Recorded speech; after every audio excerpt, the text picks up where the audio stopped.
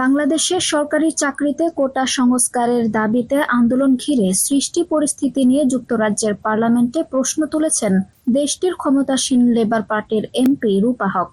স্থানীয় সময় গতকাল বৃহস্পতিবার রূপা হক পার্লামেন্টে বাংলাদেশ পরিস্থিতি নিয়ে যুক্তরাজ্য সরকারের অবস্থান জানতে চান।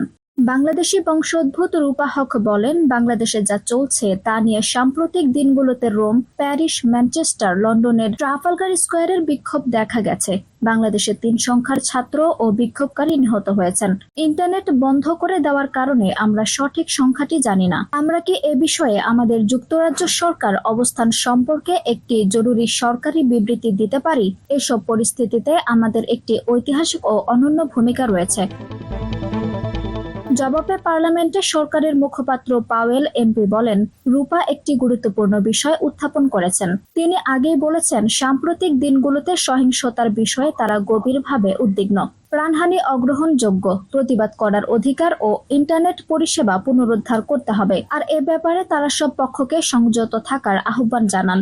তিনি জানেন, পররাষ্ট্রমন্ত্রী সহ পররাষ্ট্র দপ্তরের মন্ত্রীরা এসব হালনাগাদ তথ্য জানতে চাইবেন। স্পষ্টতই ছুটির আগে সময় ফুরিয়ে যাচ্ছে। তবে ছুটির আগে এই গুরুত্বপূর্ণ হালনাগাদ তথ্যগুলো যাতে আনা হয় তা নিশ্চিত করার জন্য সব সম্ভাব্য পদক্ষেপ নেওয়া হবে।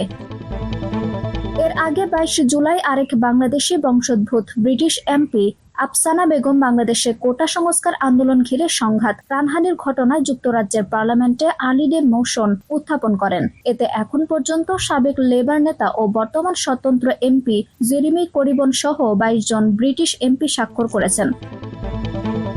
আঞ্জুম হক, আরবি টাইম নিউজ ডেস্ক।